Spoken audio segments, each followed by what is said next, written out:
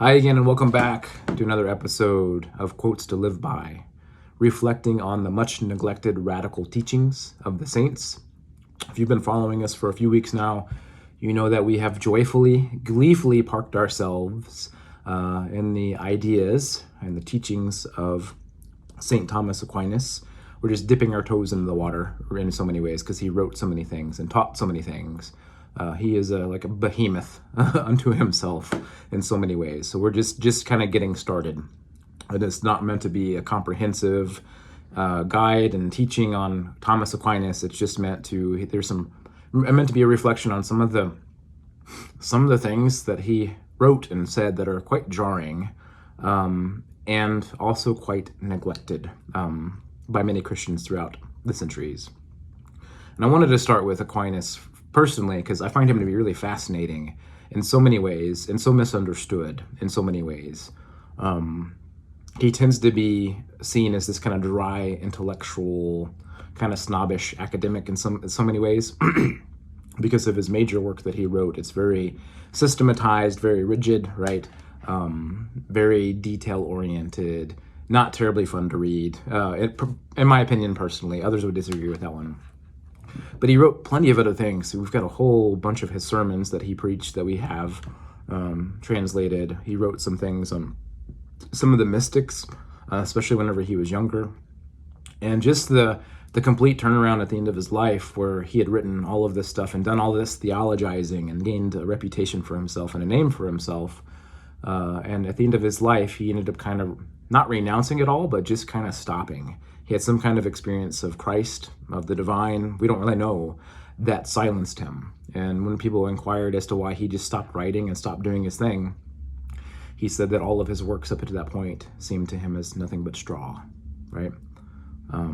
That all of the detail-oriented, profoundly intellectual, amazing, brilliant work that he did not capture his experience of the divine essence, right?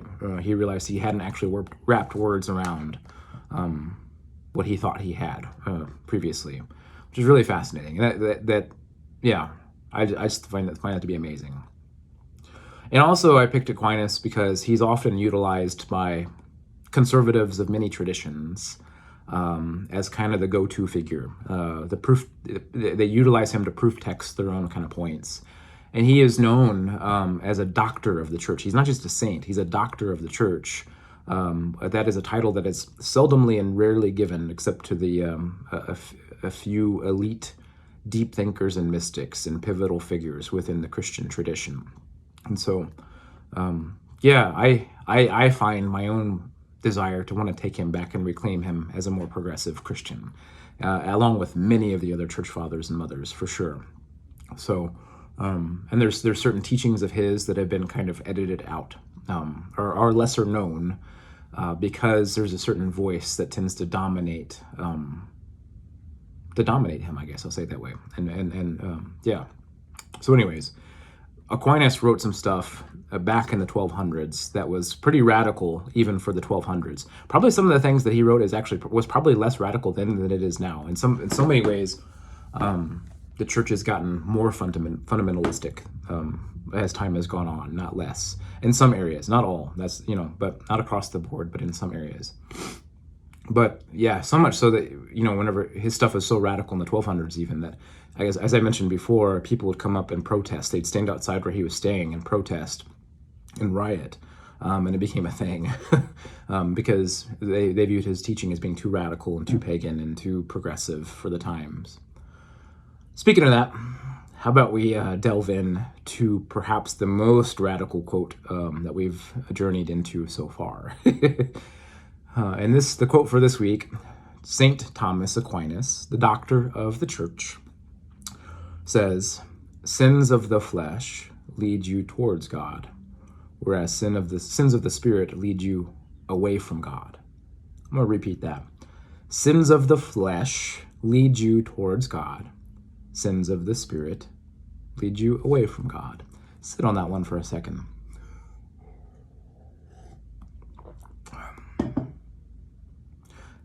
Yeah, how does that make you feel?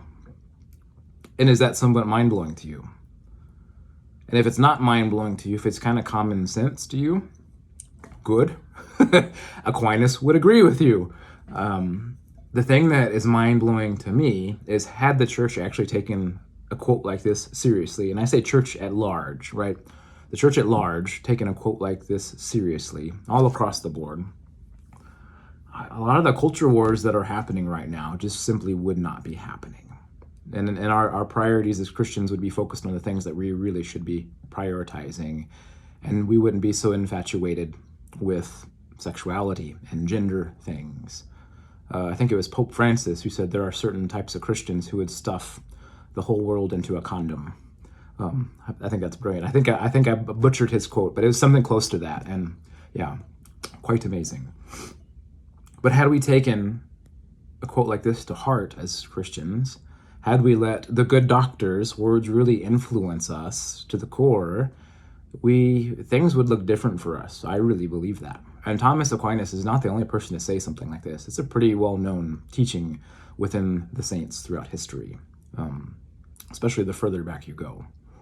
So yeah, but I want you to hear what Aquinas, forgive me, my allergies are driving me nuts. So I have a deep, sexy voice this week, I feel like. Or just a gross voice, I don't know. I can't hear myself as well as you can hear me. But anyway, notice what Aquinas is not saying in this quote. He is not saying, let me repeat the quote again, just so you can follow the line of thought. Sins of the flesh lead you towards God.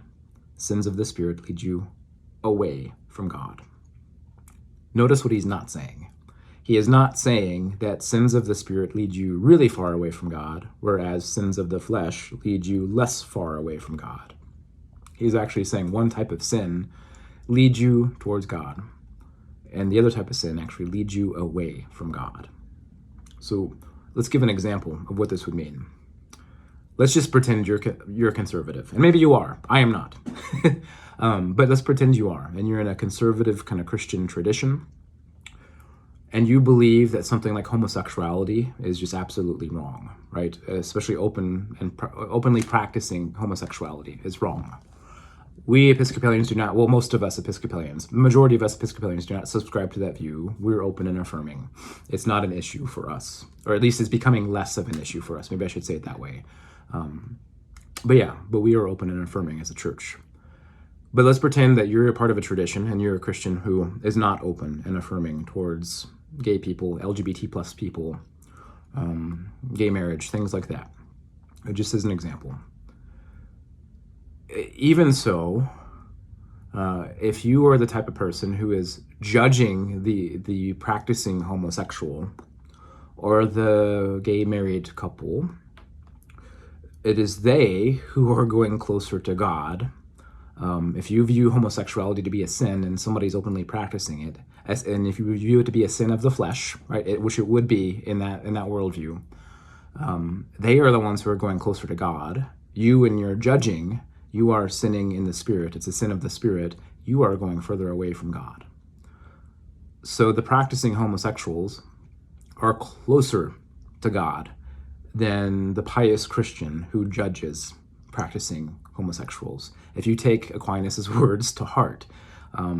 I am much more progressive, and the Episcopal Church is much more progressive. We don't see, again, anything with LGBT plus affirmation as being sinful. I want to make that very clear. It's not sinful to us. It's not sinful, period. I'll make that claim. Others would disagree, but they can be wrong, and that's fine. I'm wrong about plenty of other things. I'm not wrong about that one.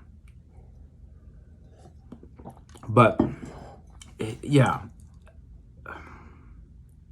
what would have happened if the more kind of conservative flavor of Christianity, all across the board, not just one tradition, not just the predominant traditions, but every tradition, what would have happened if they actually took Aquinas' teaching here to heart? Right? We would be more worried in the church about hypocrisy, about judgmentalism, about pride, about patriarchy, right? We would be more concerned about abuse, all of this stuff. We would be way more concerned about. We'd be way more concerned about fundamentalism, right? That sees everything in just black and white terms and wants to dogmaticize ethics, especially around human sexuality and gender, right? What would have happened if the church at large would have just taken Aquinas' quote to heart? and been convicted by it and transformed by it, it would be a whole different ballgame. I am deeply convinced that a lot of the empty pews that exist in all of our churches would not be so empty had the church taken a different direction on this one, had they actually taken the good doctors and the saints' words to heart on this particular issue. We would be more concerned with our own judgmentalism and our own hypocrisy than we would with anybody's sexuality or gender. Yeah, and this was written, just think about it, I'm not trying to, maybe I am. I'm not trying to get you mad. I read this quote for the first time and I got mad because history would look differently, but the thing that makes me most mad is this is not a recent quote. This was written in the 1200s, people, and the church still has not gotten its shit together. Pardon me. Forgive me. But it hasn't on this one. Some circles are starting to kind of finally get it together, but we still have a long ways to go. And it'll be revolutionary on the day when the people who admire Aquinas the most take the full spectrum of his teachings to heart. Yeah, so it includes the Episcopal Church. Anyways, another radical quote for you to ponder, to think about. I'll see you next week. Thank you for tuning in.